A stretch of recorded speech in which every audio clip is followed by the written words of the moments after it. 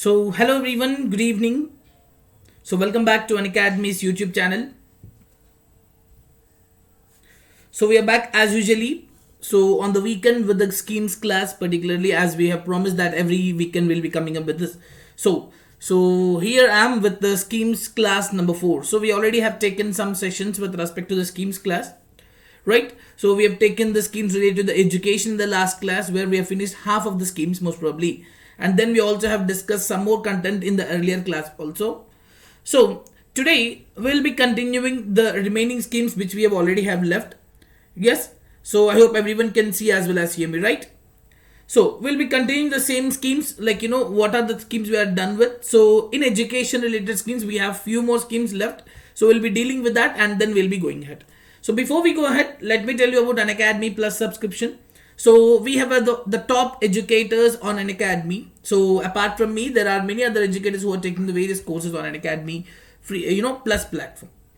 And now, basically, it is one of the very greatest platform I would say, because you have a very flexible schedule. So whatever the time is, even if you can attend the session, you would be able to attend the live. And in case if you cannot, you can join and watch the recorded session too. And you can choose the languages, and you also have the test series here. So that is the best thing of Unacademy. And so if you can use my code, which I'm writing it right away here, Ajay MYT10. So you'll be able to get 10% off. If you can see, there are different kind and modules of subscription which you wanted to choose. And now for the time being, Unacademy has also reduced the amount of the 2-year subscription for now to just 52,000 from earlier amount. So just have a glance about this. And if you have any issues, you can please feel free to reach out to Unacademy team. Right? So let's coming to the schemes of the education now. So when we look into the schemes of education, we already have talked, basically the discussion has been started with the National Education Commission. So we have also discussed about the schemes University Grants Commission. We have talked about Higher Education Commission of India. We have talked about Rashtriya Uchatar Shiksha Abhiyan.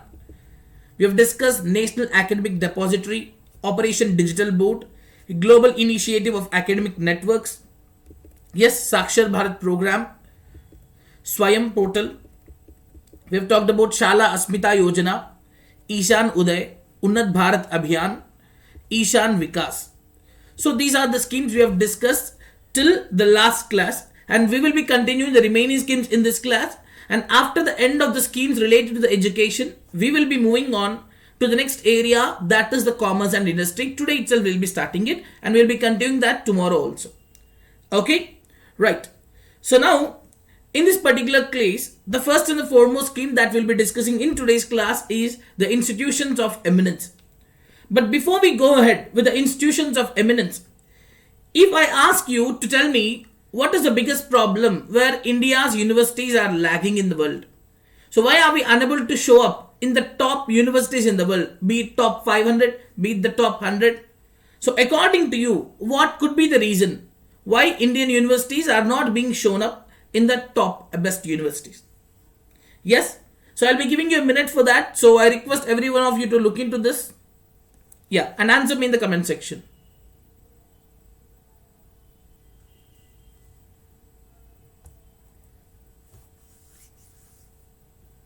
Yes, what could be the reason why Indian universities are not showing up in the top? Okay, some people said infrastructure. Okay, lack of quality.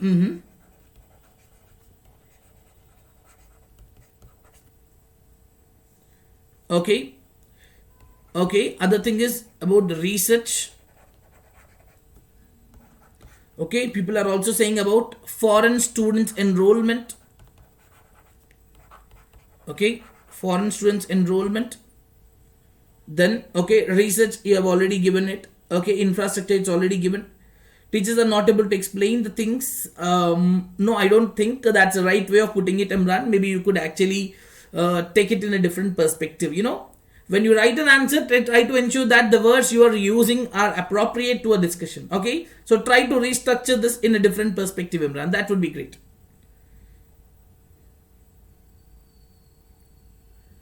Yes, quality management infra. okay, practicability, fixed examination system. Okay, now in order to deal with that, we need certain schemes. Like, when you have a problem, only then you will be able to have some kind of a solution. So if a problem is there, so it's definitely the government which has to focus on solving the problem, and definitely the government comes across with certain kind of schemes to address those particular problems, isn't it? But now, if you currently see, the private universities in India are also performing really well. Yes, for example, if you look into the universities, like, Jindal Global University, for example, you can talk about such kind of private universities which are really doing very well. But the question is, it's okay, not a problem, Imran, don't worry. So now, the thing is, how can we do this? We have many problems in the universities. How can we do this? For example, when you talk about the research, India is giving a lot of documents, research documents coming out. But the problem is we are unable to have proper citations for that. These particular research documents are not being taken into consideration by the different people who are doing the research in other parts of the world. So this needs to be taken into consideration. Right? So this needs to be taken into consideration. So identifying the problems in these areas, so government has come across with a scheme called Institutions of Eminence. So this will be the best universities, best institutions in the country. So as part of that, what was the government planning? So government said that we want to develop 10 public and 10 private institutions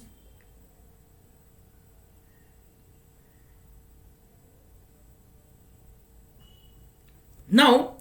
As part of this, when you see 10 public and 10 private universities, so the institutions, they would be developed as world-class research and training institutions in particular. This is the objective that the government wants to do. And initially, the government wants to make these institutions, they want to see these institutions in the top 500 of world rankings, firstly. And after that, after the next 10 years, we want to see these institutions in the top 100. Now, if I want to specifically focus on that, I must do some kind of flexibility must be given. There is no problem that government can regulate, but there should be some kind of a situation where the institutions can plan the thing accordingly to themselves and do the best. Now, as part of this, they say these institutions which are identified as institutions of eminence. So they talk about admitting the foreign students up to 30%. These institutions which are being recognized as institutions of eminence must admit up to 30% of the foreign students, number one. They can recruit foreign faculty up to 25% of the total strength. Whatever the courses that they are offering, 20% of its programs must be offered online. They can enter into academic collaboration with those institutions which are in top 500 in the world ranking institutions. And now they say it is up to these institutions about what sort of charge and what sort of fee they want to decide for the foreign students without any kind of a restriction. Yes, so now it is not just here in the fee structure. They were also given a flexibility about what sort of course do they want to come across with, what sort of scores they want to come across with. So how many credits has to be given to which subject, what should be. Yes, it is. So now what should be the credit hours? So what should be, like, how many years a degree has to be. For example, currently the graduation is 3 years. So now if they want it to be reduced to 2 years, or if they want to increase to 4 years, they can do it. Now it is must. I'll come to this point. Just give me a second. So now they have a flexibility in fixing the curriculum as well as the syllabus. They can choose their own path to become the world-class institutions. So they will be selected by an empowered committee. So based on a 15-year strategic plan and 5-year implementation plan, they may say, like, from now, in 15 years, what do you want to be? And in the next 5 years, where will you be? So whatever the public institution that has been chosen, here it can be, if it is selected, it will be given 1,000 crore rupees over a period of 5 years in particular. Now, coming to the questions, just give me a second. So, in this particular area, now for example, Athira is asking, is it compulsory to admit 30% of foreign students? So, when it comes to this area, the government has kept a regulation. For example, if that many students are not coming, so what can they do? They can do nothing, right? But it says that it is important that you focus on taking 30% of the students, foreign students. Okay, it's important. They're not saying it's mandatory. If I say it's mandatory, I cannot just leave the seats empty in looking for the foreign students. If there is no one who is coming to join me, I cannot leave them empty, right? Yeah, so that cannot be taken into consideration. Why this 30% of reservation for non-citizens? See, the biggest thing is, out of the rankings that you do in the international rankings, there is one important criteria where they say how many international students are studying in the institutions. So even that will be taken into consideration, right? So now coming to Sumit. Sumit will talk in the end of the class about it. I'm sorry. We'll talk at the end of the class about it. Chatterjee, the same applies to you. Okay. So this is about the particular institutions of eminence scheme. Now, moving on to the next scheme we have is IMPRINT India. IMPRINT India stands for Impacting Research, Innovation and Technology. So basically, what does this IMPRINT India talks about? See, there are such kind of areas where a science alone cannot solve the problems, and there are also such kind of areas where technology alone cannot solve the problems. So this IMPRINT India would be one such kind of initiative, which is a joint initiative of both IIT as well as Indian Institute of Science. Through this, what do they want to come across with? They want to create a new educational policy and roadmap for the research in the country. There are multiple areas where the country is facing the problems. So this is one such kind of initiative where they want to come together and solve the major problems that are being faced by the engineering and technology in the selected areas. And these selected areas will be relevant to enable, empower and embolden the nation for inclusive growth, where the growth of the country would be made in such a way that every person will be a part of this growth and ensure that the country is self-reliant. So as part of this, they want to promote the innovation, research and technology in 10 selected areas, which includes the areas of healthcare, technology, nanotechnology, sustainable habitat, water resources and river systems, environment and climate and etc. Okay, so now for the phase 2 of the scheme, Ministry of HRD has already given 1,000 crores to boost the research and innovation. So the participation in this scheme would be coming up from both the sides of industry as well as the Ministry of HRD.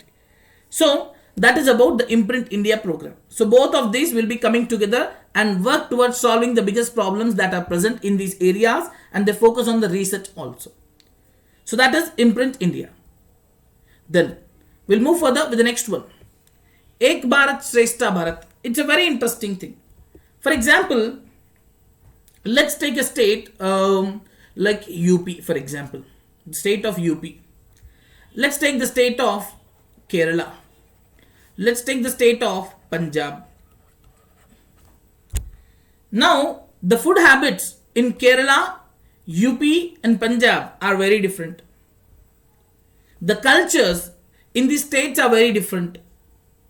Yes, the way they practice different kind of things, the food habits, the family relations and everything will be varying from one state to the other state.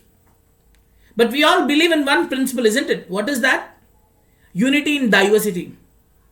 Unity in diversity is the greatest principle that we always believe in. So what it shows, in spite of having any kind of difference, not just in the case of religious, not just in the term of religion, but also in different kind of area, be it the food habits, culture, religion, whatnot.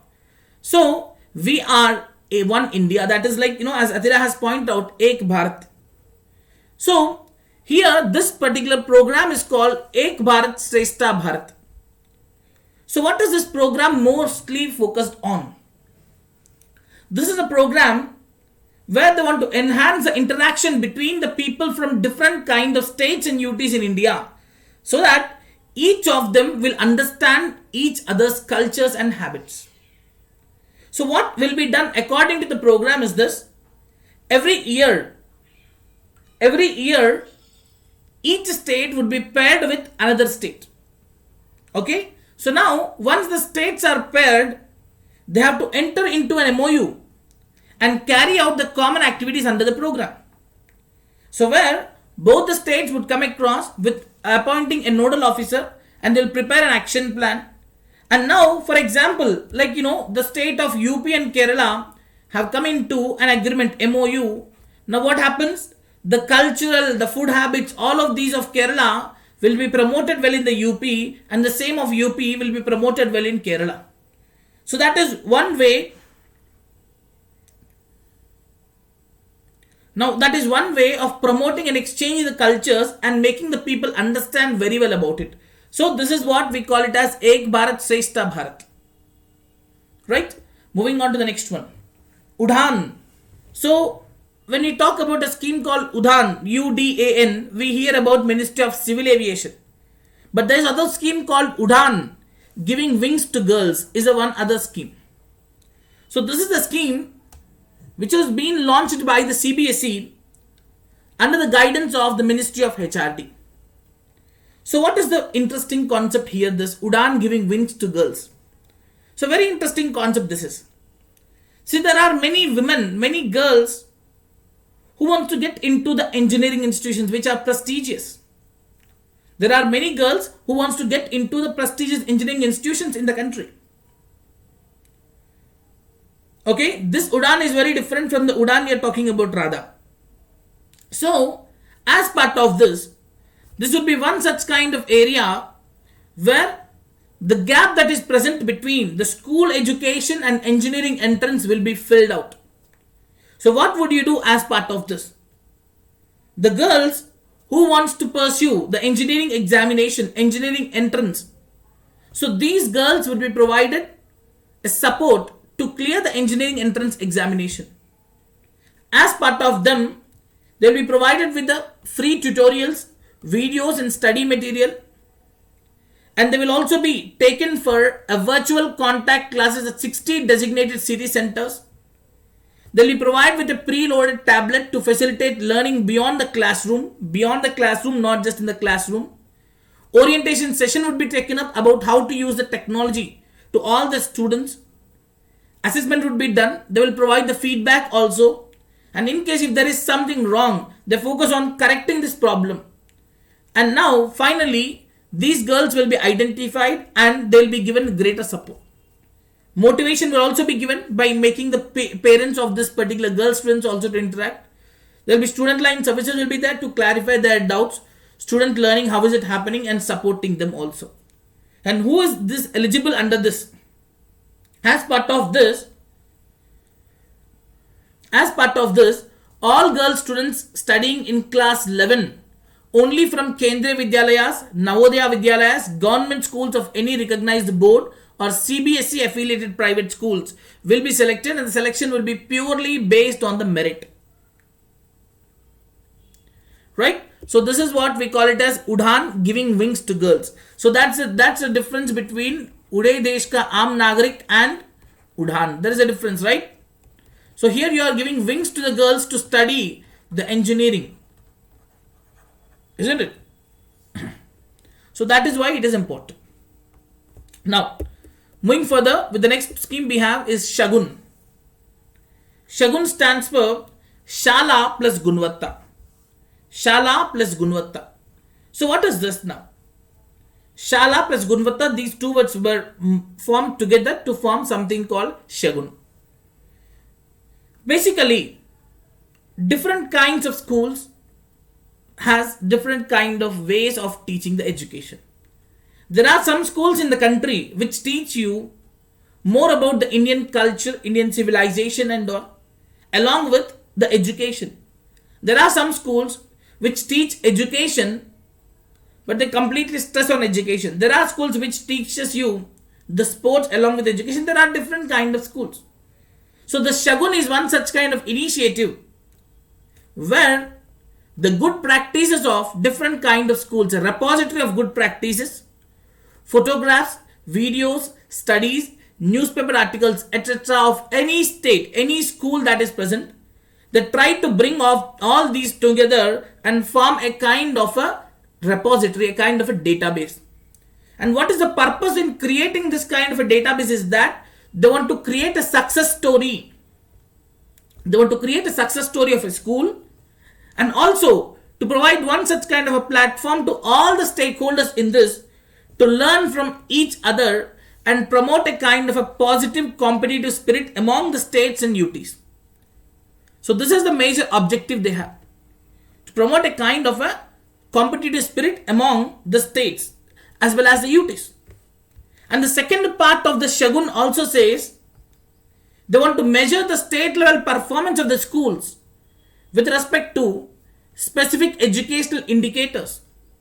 Government would do a regular assessment on that and ultimately say that it's not just about productivity in schooling, about in which area you're talking about it, but it will be in multiple areas about the parameters of education. Education parameters is not just productivity, and if I say productivity, how are you going to do it is a different context again.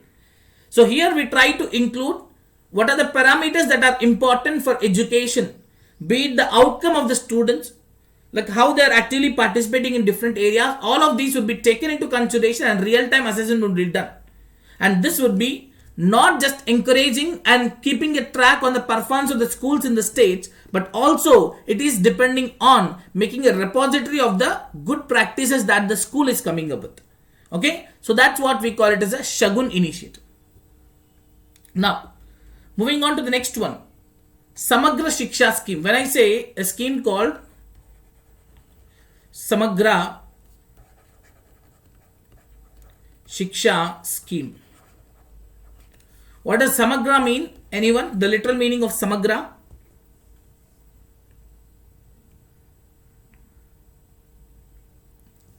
Can anyone tell me the literal meaning of the word called Samagra? It's nothing but complete. Isn't it? Samagra stands for complete. You involve different kind of things. So, Samagra Shiksha scheme is one such kind of initiative. It talks about integrated scheme for the school education. That's what we call Samagra Shiksha. So, as part of the scheme, they have subsumed three important schemes. They are Sarva Shiksha Abhiyan, Rashtriya Madhyamik Shiksha Abhiyan, and teacher education. These three important things, Sarva Shiksha Abhiyan, Rashtriya Madhyamik Shiksha Abhiyan, and teacher education. Sometimes in the preliminary, they may be asking you a question, which among the following schemes have been subsumed by the Samagra Shiksha scheme. So please be ensuring that Samagra Shiksha scheme is, it's specifically about Sarva Shiksha Abhiyan, Rashtriya Madhyamik Shiksha Abhiyan, and teacher education. And do not get confused Rashtriya Madhyamik Shiksha Abhiyan with that of Rashtriya Uchatar Shiksha Abhiyan. So this is very different from this. So where I have already dealt with the Rashtriya Uchatar Shiksha Abhiyan in the last class which I have taken on last Sunday. I hope if you remember. Now, what will they do? Here they don't divide the education in primary, pre-primary, secondary and all, but rather they say that without any kind of a segmentation from pre-nursery to class 12, everything would be treated as an education only. So when you know, if you have some idea about the schemes, Samagra Shiksha scheme, within that we have Sarva Shiksha Abhiyan. Sarva Shiksha Abhiyan specifically focused on providing elementary education to all the children. So that was the major objective of Sarva Shiksha Abhiyan. When you talk about Rashtriya Madhyamik Shiksha Abhiyan, it is specifically on class 9, class 10 and class 11 and class 12. We specifically focused on the Madhyamik Shiksha. So which is definitely looked after by the secondary education throughout India.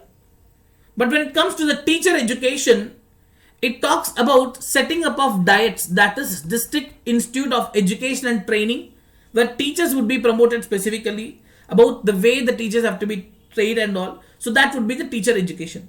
So all these three have been merged to form Samagra Shiksha scheme. But why did we do it? What are the objectives? See, we know the biggest problem in education that we have is that the quality of education is not up to the mark. So the primary objective of the Samagra Shiksha scheme is that They want to provide a quality education and enhancing the learning outcomes of the students. See, teaching the students is a very simple task. Making them remember the thing is a complex thing of a teacher. Am I right? So, a quality education has to be provided, but also ensure that teach students must remember that. So, that would remain a very important thing. So, that will be the first objective of this program. Then, social and gender gap. We have it a lot in the rural areas basically. If you go to rural areas, they divide the students on the basis of caste, on the basis of, gender. So, even now, however, these days you are actually seeing some kind of a change in the gender gap and all. But earlier, there was a clear distinction where if you take a class, girls have to sit only this side, boys have to sit only this side. So this is how the schools are present, by the way, where there has been a clear distinction between the girls and boys. A gender gap already existed. So this gender gap, whatever is present, needs to be completely removed. The social gap, whatever is present, has to be completely removed. So this is what is required. Ensuring equity and inclusion of all levels of school education. Ensuring that every person must have a proper access to the education. And yes, as you already have pointed out, Pavinder, you're absolutely right. Delhi schools are really doing very well. And that's the reason why, one of the reasons why Arvind Kejriwal was voted back, because he worked a lot in the schooling, especially in the case of education, in the case of health. He's doing really very well. So through the Mohalla clinics, he has done a great job too. Now, minimum standards in the schooling have to be completely preferred. States have to implement the Right to Education Act and strengthen the teacher education institutions. So these are the objectives we have. Finally, what should be the outcomes can we expect here? The first one I said, everyone must get access. So universal access. Equity and quality of education. Teacher education can be improved, and vocationalization of education is something which needs to be promoted. Right? So these are the things that needs to be worked on. So that is about this particular program called Samagra Shiksha scheme. Now, in this, they came across with something else also, which says that schools will be upgraded. Upgradation of schools will be done up to senior secondary level and strengthening the school infrastructure. How? For example, sports is a very important area, but if you find, guys, in the cities, especially in the cities, if you see, if the schools are not in the outskirts, if the schools are present in between the buildings, you don't even find a proper playground. Am I right? If you see, the schools don't even have a proper playground for now. So now when you don't even have a playground, from where would you have the sports equipment? So this is the biggest problem. So this program says, the Samagra Shiksha scheme also says that annual grant for the sports equipment will be given, where at 5,000 rupees will be given for the primary schools, 10,000 rupees will be given for upper primary schools, and 25,000 will be given for secondary and senior secondary schools. And now for the library also, for the primary school, they say 5,000 rupees. For composite elementary school, which is a combination of both, we say elementary education and then, we say pre-nursery and all, they say about 13,000. So then 10,000 for the secondary school, 10,000 rupees for senior secondary school, 20,000 rupees for composite senior secondary school, which says class 1 to class 12. So if you see senior secondary, it's just class 11 and class 12, secondary it is class 9 to class 10. But composite is nothing but a combination of both. Okay, so that is how they've taken. So this will be the amount. And now for the children with the special needs, for example, those children who are Divyangjans and all. So for them, they've said that a stipend will be given, increased from rupees 3,000 rupees to 3,500 rupees per child per annum. So some special scholarship will be given. Apart from that, a stipend of rupees 200 will be given per month for those children with special need girls from class 1 to class 12. Earlier, it was only for class 9 to class 12.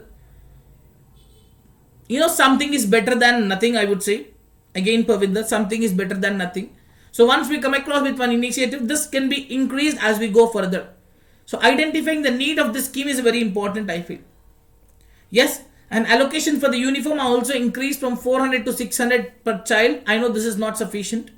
Allocation for textbook has increased from 150 or 250 to 250, 400 per child per annum. Not sufficient. So, strengthening of the teacher education institutions is also being done. Yes, so that is about this particular initiative. So, finally, digital technology has to be brought up. Smart classrooms, smart boards, digital boards, including the DTH channels for that also. So that is about this particular program called Samagra Shiksha scheme. I know, guys, the basic fundamental problem is that teacher is not well skilled and educated up to the mark because of lack of training, corruption, and many things, especially in North India. I'll come to this point, Tushar, as you have raised this point. Let me tell you, Tushar, I would like to know your opinion. Who would teach you well, basically? A government teacher or a private teacher? Or a government school or a private school? Where do you think the best education will be? Where do you think the best education will be? In a government school or a private school? Tushar, I would like to know your opinion first. Yes, others can also tell your opinion too, by the way. A government school or a private school?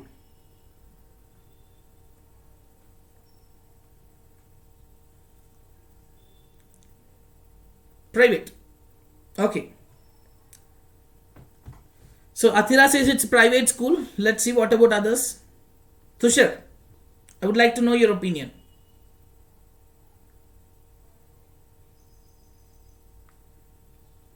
So mostly people would choose private. Why? The reason is because the teachers would offer the best education and they are accountable. They are accountable. Now, they are accountable, isn't it? That's the reason. If something goes wrong, the teachers would actually go. Now teachers would actually, parents would actually go to the school and ask that, what are you doing when my child is not performing well? But you know what? The teachers in the government are more qualified than the private teachers actually. The government teachers are more qualified than the private teachers. If I want to become a government teacher, it is a very tough task for me where I have to clear some examinations. I have to show my intellect and then I have to enter into this education field. But for the private, it doesn't require all these things. They can directly become the teachers. Right? So they have to pass different stages to become a government teacher. So which means they are having a greater intellect than that of the private teachers. This is the thing which everyone would agree. Now when we have that much of intellect than that of private teachers, the biggest problem we have is this: lack of accountability. Lack of accountability is the biggest problem we actually have here. Isn't it? So that is the problem. And still, as you have pointed out, Tushar has mentioned about this particular point. Yes, it's very good that you asked about this. So there must be the lack of accountability is the biggest reason why. But the days are not like that anymore, guys. If you see, now the days are changing, by the way. Now the days are changing. If, for example, if you look into the states, if a school is not performing well, in class 10, the result of class 10 of each and every school is being examined by the government. And they are questioning the concerned officers about what is that you are doing, why is the school pass percentage is coming down. The days are changing these days. So this is now slowly the transformation is happening. Hope that everything changes a lot. Right? So that is about the Samagra Shiksha scheme and the education related thing in India. Then we'll move to the last scheme for the education. Then we'll move on to the next area too. So that is called Rashtriya Avishkar Abhiyan. Rashtriya Avishkar Abhiyan. So in short, we could say it is a scheme for the promotion of STEM.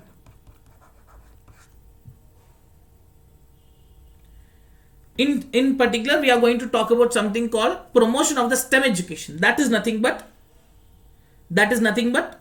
So STEM education, I'm talking about STEM. So it stands for science, technology, engineering and mathematics. Isn't it? So now, the major objective of this particular Rashtriya Avishkar Abhiyan is that to motivate and engage the children from the age group of 6 to 18 years in science, mathematics and technology. This is the major objective of it. But now, how to let the children understand something. See guys, the very important thing is, if Newton has not seen or have not observed much about apple falling from a tree, we wouldn't have talked about the gravitational force, isn't it? Maybe we wouldn't have talked about gravitational force. One second.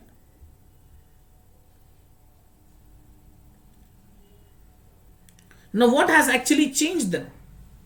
So this person has kept understood about why did this apple fall down, and then he focused on understanding about it. What is this? What did he do?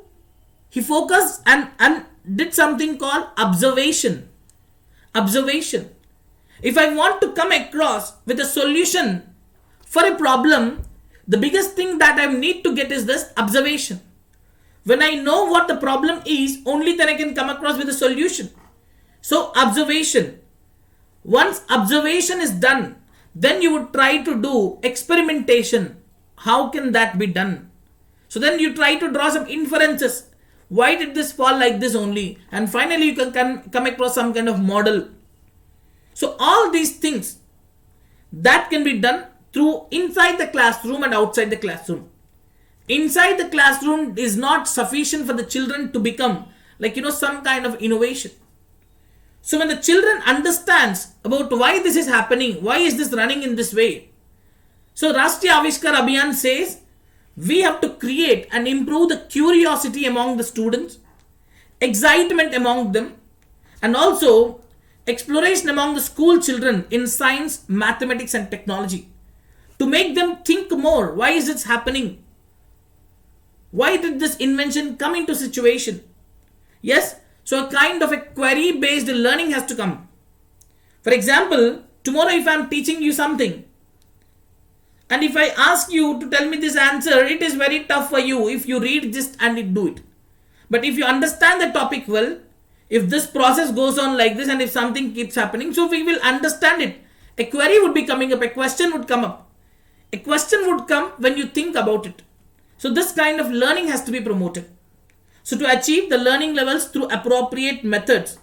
Yes, absolutely. So the major objective of Rashtriya Avishkar Abhiyan is this, to promote science, technology and mathematics, and to encourage this particular schools to become the incubators of the innovation. So that is about Rashtriya Avishkar Abhiyan. So now we are done with the schemes of related to the education. Now we'll move to the next important area, guys. Just give me a second now. So we'll move to this important area called schemes related to the commerce and industry. And the first one we'll be talking is about the Startup India scheme. The first one we'll be talking is about the Startup India scheme. Yes, shall we start?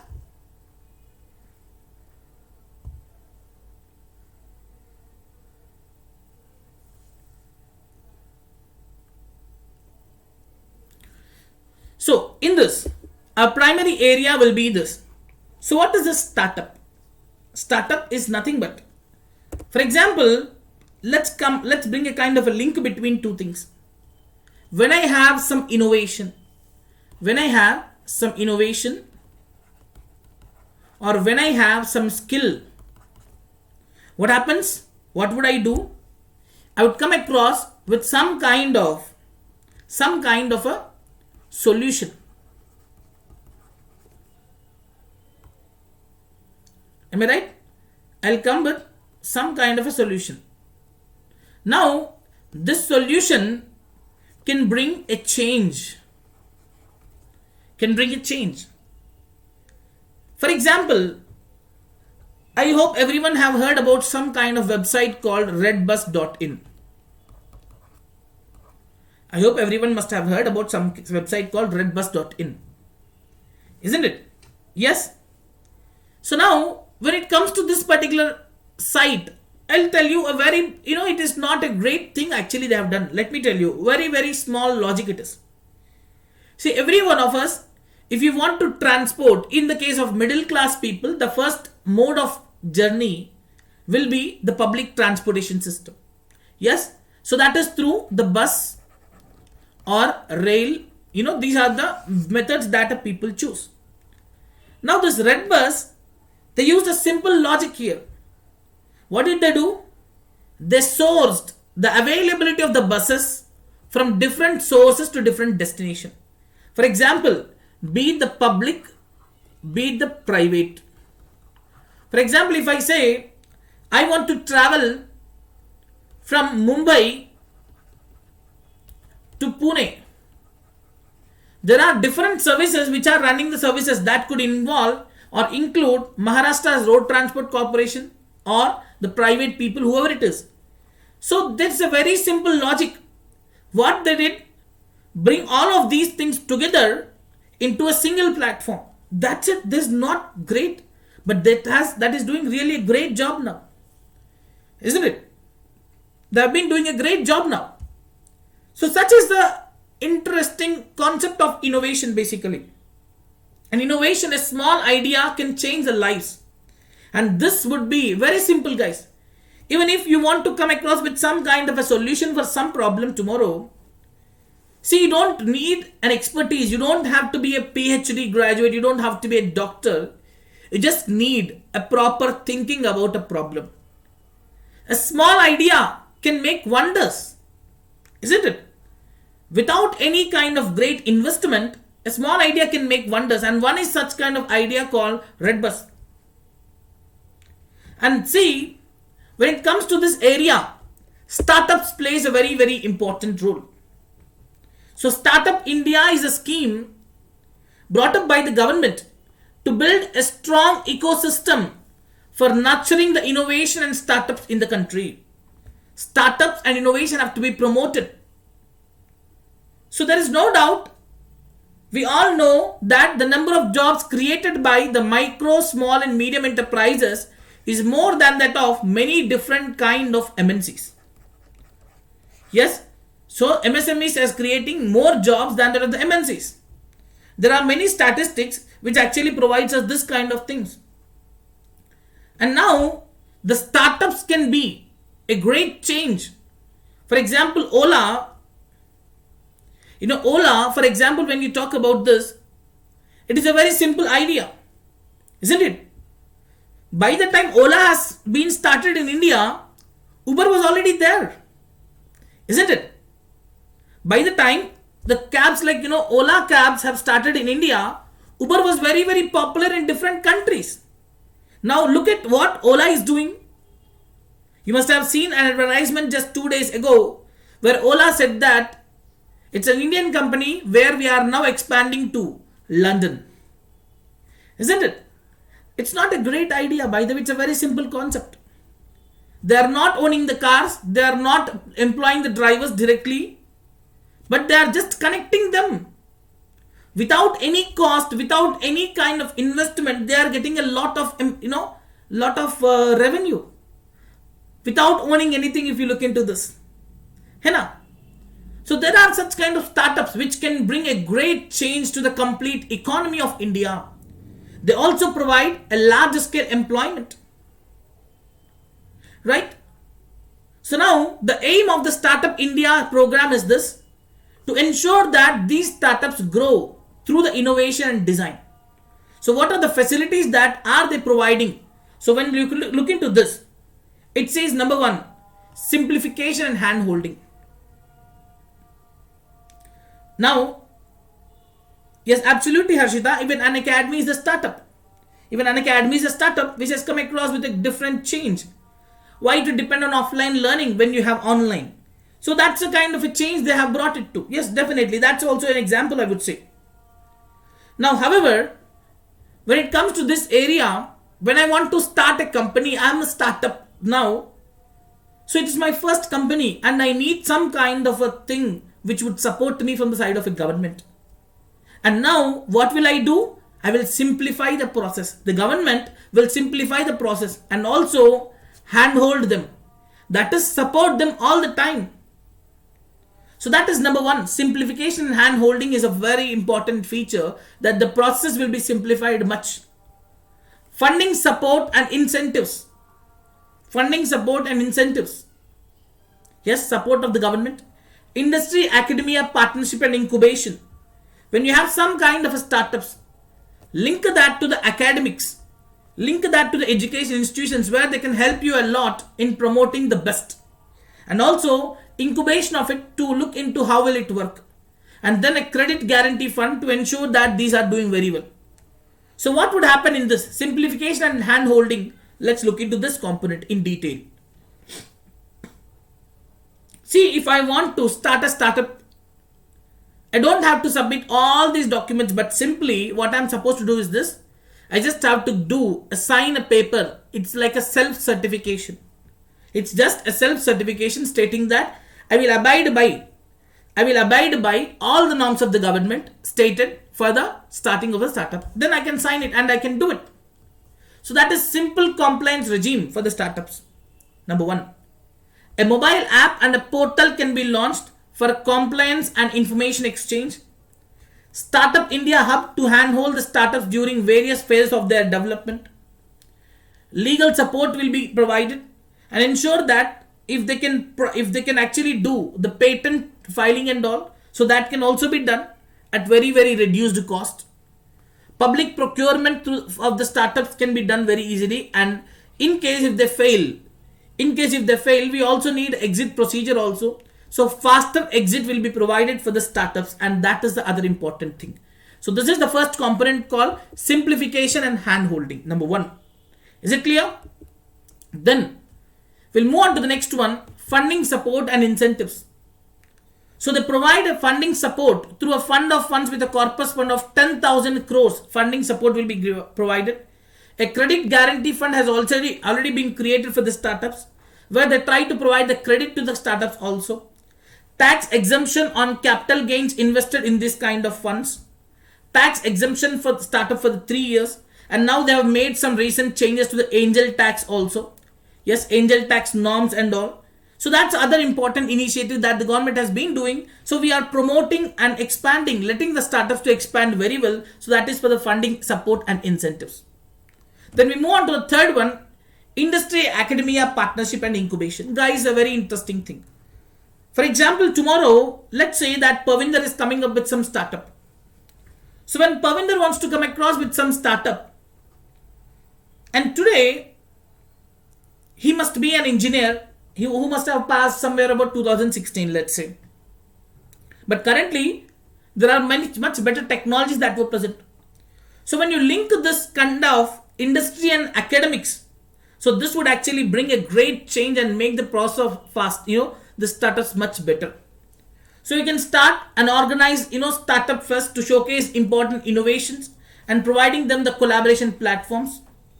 The government has already launched Atal Innovation Mission with a self-employment and talent utilization program of Niti Aayog. Private sector has to be promoted for setting up of incubators.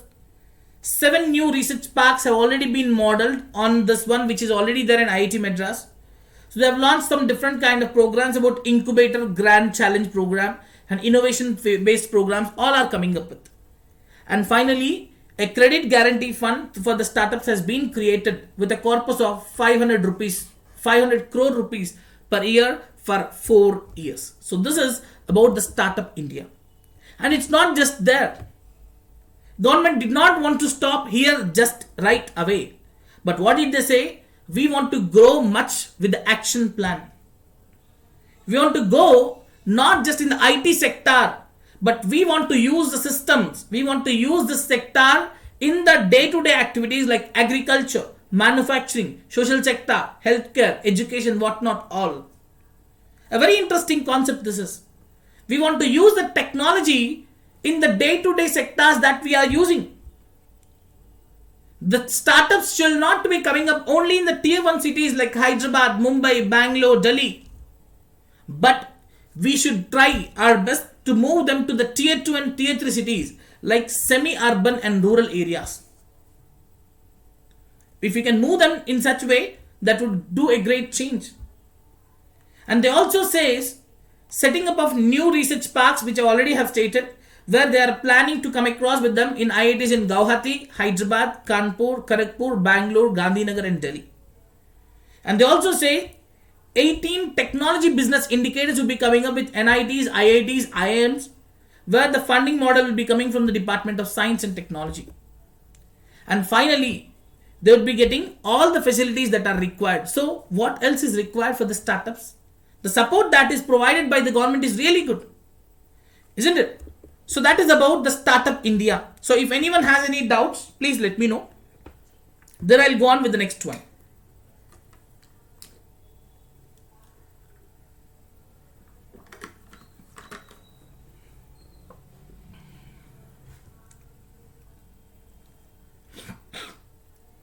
If anyone has any doubt, let me know. Then I'll go with the next one.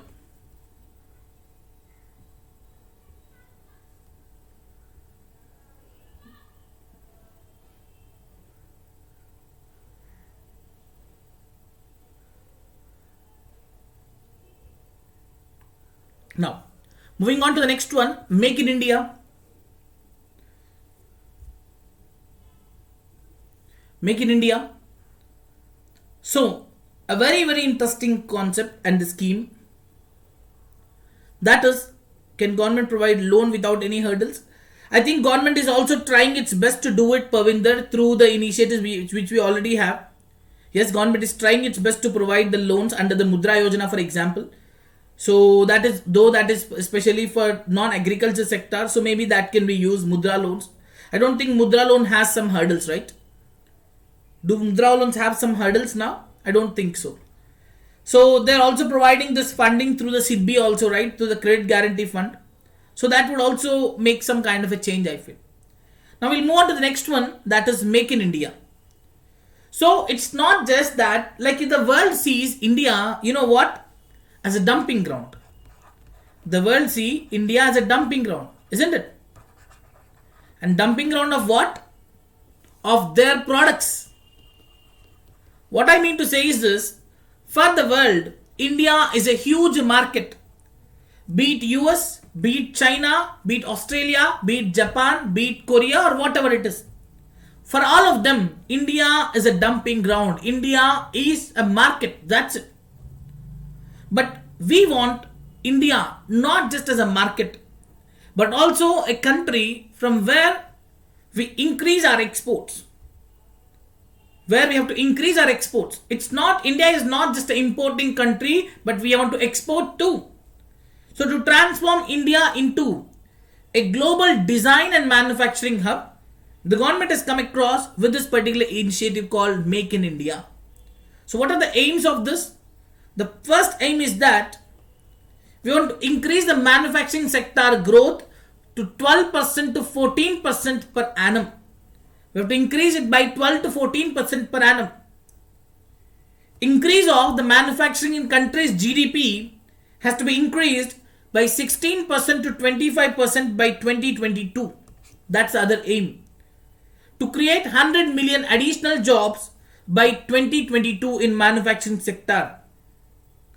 And we also have to create appropriate skill sets among the rural migrants and also the urban poor for an inclusive growth. And then increase in domestic value addition and technological depth in manufacturing, global competitiveness of Indian manufacturing sector and ensuring the sustainability of growth, particularly in the case of environment. So these are the things we are talking about. We want to focus on manufacturing. We want India to prepare, not just import. So these are the aims.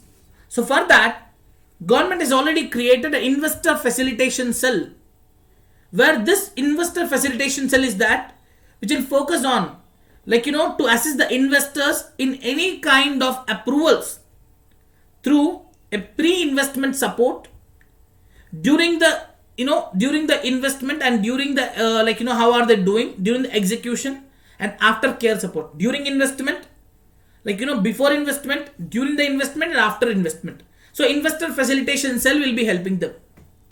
So various sectors have already been opened up for the investments like defense, railway, space, etc. and all. So now regulatory policies have also been simplified to ensure that more investments can come up and ease of doing business can be improved too. Absolutely. Right? So this is what about Make in India initiative. Then we have government e-marketplace, a very interesting one. We have a lot of goods and services which are actually being provided by different companies. Yes, so now when it comes to this particular area, the procurements of the goods and services by different kind of agencies, be it the central government or be it the state government, state PSUs, central PSUs, any autonomous institutions and all of these needs to be done only through the government e-marketplace. For example, let's say that you are an IAS officer, or you are a topmost person in a department like the secretary or additional secretary, and you are given a task to procure certain kind of a products for a government PSU. So what would you do? You will definitely prioritize your near and dear. So that's why the government wants to put an end to this kind of things and wants to promote an e-marketplace.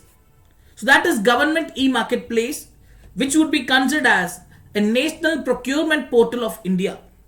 This would be completely paperless, cashless and a system-driven e-marketplace, where the procurement of the goods would be done with a very, very minimal human interface. And the process would be completely transparent, and it also has e-sign facility at various stages. The thing is, the procurement of the goods have to be made through the government e-marketplace, which will be directly monitored by the PMO. So the buyers would be able to procure this kind of goods very, very easily. But now, let's say, for example, some time ago we are talking about some person like Parvinder wants to start a startup. Right? So let's say Parvinder, me and few others have started a startup today. Now we need a market for that. Yes, no one will come to you directly saying that I want to give you this. Am I right? So I want a market. When I come across creation of a startup, I definitely need a market for that. So government has come across with an initiative called Startup Runway. They have come across with something called Startup Runway. What is it? We already have understood that the government e-marketplace is a portal from where the government is procuring the goods and services required by them. So the Startup Runway is one such kind of a concept where they want to promote the entrepreneurship which is coming up through the startups must be taken up through the government e-marketplace. How? See, today we might be the startups. So what we will do, we will put our goods and services on the government e-marketplace. So this would be one such kind of opportunity for the startups to reach out to the government buyers. Like once you introduce some products, you can reach out to the government buyers, offer them different kind of products and services, which are very, very different in the concept, design, process and functionality. So those startups which have been certified by the DPIIT can offer their procurement on the government e-marketplace. So these startups can conduct the market trials with any kind of government buyers. So once they buy the product, they can ask them what should be the feedback of this. So they can understand what is the requirement of them, what is that you are expecting. So how is our product different from other products that you are choosing?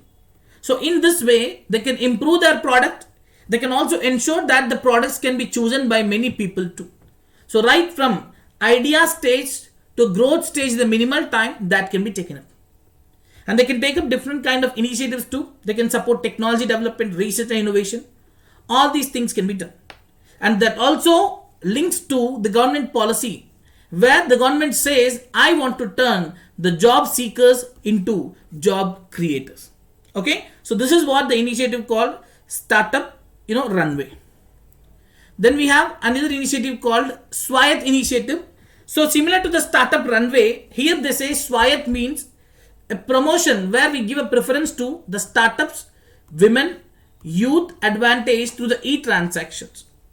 So if we give some kind of a support for these people, we will facilitate and ensure that these people get the proper benefit for their startups and any kind of thing. They want to develop the women entrepreneurs and also encourage the participation of women in the MSME sector and to be a part of this area called public procurement. So that's all for today, guys, and I'll be continuing with the remaining schemes tomorrow. So tomorrow we'll be discussing about the TIES, that is Trade Infrastructure for Export Scheme, e-Biz Mission Mode project, Then we'll talk about revenue insurance scheme for the plantation crops. Then we'll go to the schemes of skill development and labor ministry. We talk about national apprenticeship promotion scheme. Then we'll talk about strive scheme. Then about sankalp scheme, about pradhan mantri kaushal vikas yojana, yuva yojana, deen dayal upadhyay shrameva jayate karyakram, shram suvidha portal, random inspection scheme, universal account number, apprenticeship, and these things. We'll come across with these schemes tomorrow. Okay, so that's all for the day now. So I'll be winding up. Yes, so I'll be winding up and I'll be responding to your queries if anyone has any other queries. For example, like Sumit has some queries in the beginning. So Sumit, I'll be responding to you in the comments once the class is done. Okay, so I'll be coming back to you to the comments if there is some issue. And anyone else, if you have any doubts related to the topics we have discussed today, kindly let me know. Okay, so if anyone has any doubts or discussion or issues, please let me know.